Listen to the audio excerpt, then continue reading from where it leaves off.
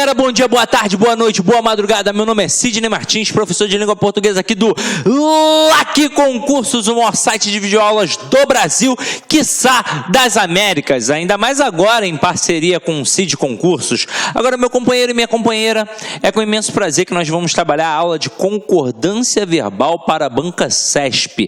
E por que tamanha felicidade? É uma matéria deveras importante para a sua prova. Afinal de contas, engloba vários conhecimentos. Antes de hoje, você trabalhou comigo a aula de tipos de sujeito. Nós dividimos em duas partes, parte 1, parte 2, para que você possa compreender a base para acertar estas questões de concordância verbal. Então acompanhe comigo logo o início da nossa brincadeira. Vamos lá. Aqui eu coloquei uma conceituação teórica do que seria a concordância verbal em provas de concurso público para a gramática, tendo em vista que é um pouquinho diferente daquilo que nós aprendemos na época da escola. Na época da escola nós gravamos parte do que era correto. Então, o que nós aprendemos? Que a concordância verbal se dá entre o verbo e o sujeito, ou seja, era uma relação entre o verbo e o sujeito. Mas, estudando a fundo, a gente percebe que a concordância verbal determina que o verbo se flexione em concordância com o núcleo do sujeito da oração. Como eu disse a vocês, várias questões do CESP trabalham com períodos simples. Períodos simples, várias, em que o camarada coloca uma frase enorme, com várias palavras no plural dentro do sujeito, e ele coloca o verbo no sujeito. Mas o verbo não vai concordar com esse sujeito todo, ele vai concordar apenas com quem? Com o núcleo do sujeito. Então, a concordância que nós denominamos uma concordância gramatical, em que o verbo concorda automaticamente com o seu referente, que é o núcleo. Se o núcleo estiver no singular, o verbo ficará no singular. Se o núcleo estiver no plural, o verbo ficará no plural, tendo em vista que essa concordância gramatical é baseada através da soma. Beleza? Agora, nos concursos, as orações abaixo apresentam desvios das normas de concordância verbal.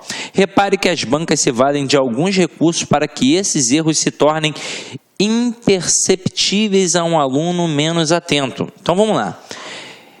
Isso aqui é só um aviso para essas questões que nós vamos trabalhar agora. Por que eu estou fazendo isso, meu companheiro, minha companheira? De forma intencional. Quando a gente trabalha a banca CESP, principalmente na parte de concordância verbal, várias questões estão erradas, tendo em vista que se eu errar uma, eu anulo uma certa, eu tenho que tomar todo o cuidado do mundo. É óbvio que haverá frases, haverá estruturas, haverá questões que tudo que vai estar ali está certo, mas normalmente as questões de concordância verbal do CESP estão erradas. Galera, nós já aprendemos a identificar um sujeito. Então, como é que a gente resolve a concordância verbal agora? Vamos lá. Nós sabemos que o principal sistema linguístico da língua portuguesa é o sistema SVC, em que eu tenho sujeito, verbo e complemento. Quando a gente trabalha a aula de transitividade verbal, que é o princípio da regência, para a gente poder entender como é que funciona o processo de análise morfossintática, o que nós fazemos? Nós vamos de cara no verbo, perguntamos a ele quem é o sujeito e automaticamente o resto é o meu complemento. É ou não é verdade? Beleza. Agora, reparem que o primeiro procedimento que eu fiz já é o suficiente para responder as questões de concordância verbal. Afinal de contas, para eu identificar um sujeito, eu tenho que ir primeiro em quem? Eu tenho que descobrir o verbo. E ao descobrir o verbo, é este cara que vai definir quem é o sujeito. Seja ele determinado, indeterminado ou até mesmo uma oração sem sujeito. Aí o que eu vou fazer? Aquelas famosas perguntinhas. Quem ou que? Ao descobrir o sujeito, resolvi praticamente tudo em relação à concordância verbal, mas não resolvi tudo ainda. O que eu preciso fazer agora? Eu preciso identificar o núcleo deste sujeito, porque será realmente o núcleo que irá concordar com o verbo. E como é que eu vou descobrir o núcleo? Basta eu buscar o substantivo sem preposição, porque o substantivo, como nós vimos na aula de classes gramaticais, é sempre o termo determinado, ou seja, sempre o núcleo de qualquer estrutura nominal, e o sujeito é uma estrutura nominal. Então vamos ver como é que isso funciona na prática agora, numa pequena conceituação teórica. Ó.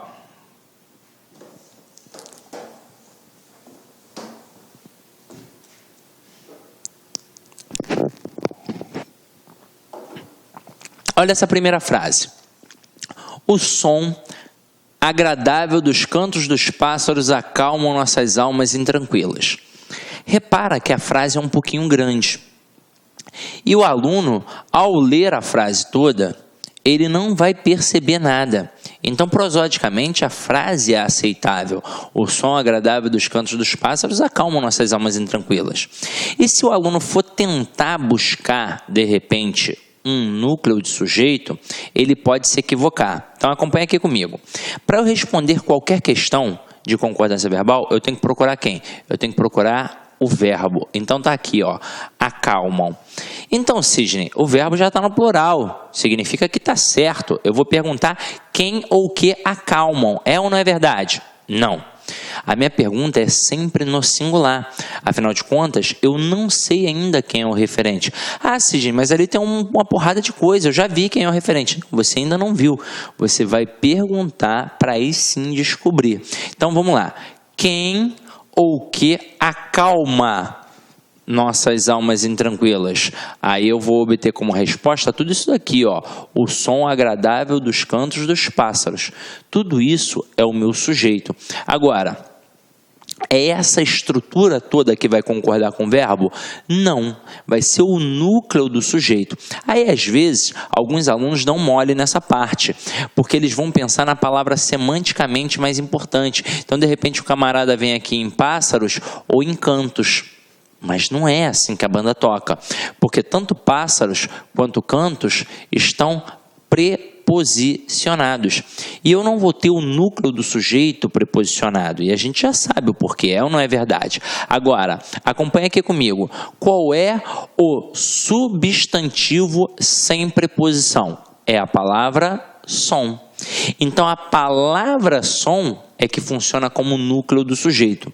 E se aqui é o núcleo do sujeito, o verbo tem que concordar com este núcleo.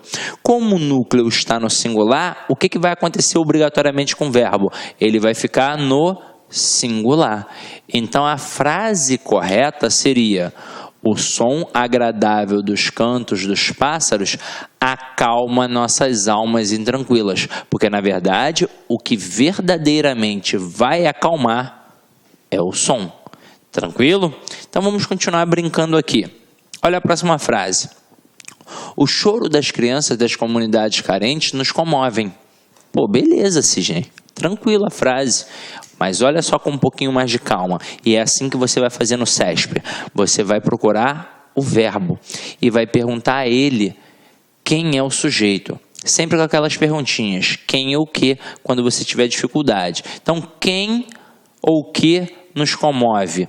Aí eu obtenho como resposta tudo isso, ó. O choro das crianças das comunidades carentes. E aí repara que, mais uma vez, o sujeito está bem grande. Aí eu vou procurar o núcleo do sujeito. Eu não posso dar mole de pensar que é crianças, só porque crianças semanticamente é mais importante. Afinal de contas, crianças aqui, ó, tem preposição. E eu não posso ter núcleo de sujeito preposicionado. O núcleo do sujeito vai ser sempre o substantivo sem preposição. E o núcleo do sujeito aqui é a palavra choro. Como o núcleo é choro e está no singular, o verbo tem de ficar no singular. Então a frase correta seria: o choro das crianças das comunidades carentes nos comove. Porque o que realmente comove é o choro. Agora, às vezes alguns alunos me contestam e falam assim: Sidney, mas o sujeito não deveria ser apenas o choro das crianças? Por que você botou das comunidades carentes? Tem toda uma intenção, gente. Se eu colocasse o choro das crianças, eu estaria dizendo que qualquer criança me comove ao chorar, mas esta não foi a intenção da frase. A intenção da frase foi dizer que apenas o choro das crianças das comunidades carentes é que me comove. Então, por exemplo, o choro de uma criança do Leblon, de Ipanema, do Leme aqui, ó, não vai me comover. Vai me comover o choro de uma criança da comunidade carente, porque eu sei que ela está passando algum tipo de necessidade. Tranquilo? Então, beleza. Vamos adiante. Agora, as duas primeiras frases, o que nós fizemos? Nós fizemos estruturas em que a frase era grande. Inclusive, é um auxílio para você que também vai trabalhar produção textual. Afinal de contas, quando a gente trabalha a análise gramatical aqui no módulo de gramática, no módulo de língua portuguesa, isso é uma base para você poder utilizar na redação. Porque quando o camarada faz um concurso em que ele cobra a redação, na verdade ele está cobrando a língua portuguesa. Não é só ter aquela estruturazinha de introdução, desenvolvimento e conclusão. Ele quer saber se você é bom em regência, se você é bom em pontuação, se você é bom em concordância. E é muito comum um aluno errar em concordância. Por quê? Porque ele produz períodos longos e produz inversões. Então, você deve saber que ao produzir uma redação para concurso público, você deve produzir períodos curtos. Não que ao produzir um período longo você esteja errado, mas você está fadado a um erro de concordância verbal. Se você produz um período curto, o seu sujeito fica próximo do verbo e aí, consequentemente, você não vai cometer este erro. Olá, meus amigos, minhas amigas. Gostou da aula do professor? Quer continuar assistindo essa videoaula? Então, convido vocês a acessar o nosso site laconcurso.com.br e lá se matricular no nosso curso completaço. Essa aula é um pequeno trecho da aula do professor, tá? A aula aí, ela tem muito mais carga horária do que isso que foi te apresentado. E detalhe, você fazendo o nosso curso, você pode ter absoluta certeza que você vai ficar super competitivo para o concurso da Universidade Federal de Santa Catarina para o cargo de assistente em administração. Sabe por quê? Porque aqui no Lá Concursos é o único site do Brasil que você estuda em regime de resultados. Aqui no Lá Concursos você tem um Personal Coach, que é a nossa metodologia. Personal significa pessoal e coach significa treinador. Então aqui você tem um treinador pessoal de concurso. Tá certo, meus amigos? Olha só, nosso curso completaço para a Universidade Federal de Santa Catarina por apenas 10 mensalidades de R$20, tá certo? Então vamos lá, acesse nosso site, se matricule, que eu tenho certeza que você não vai se arrepender. Ah, mais um recado para você. Você quer baixar esse material de apoio da aula?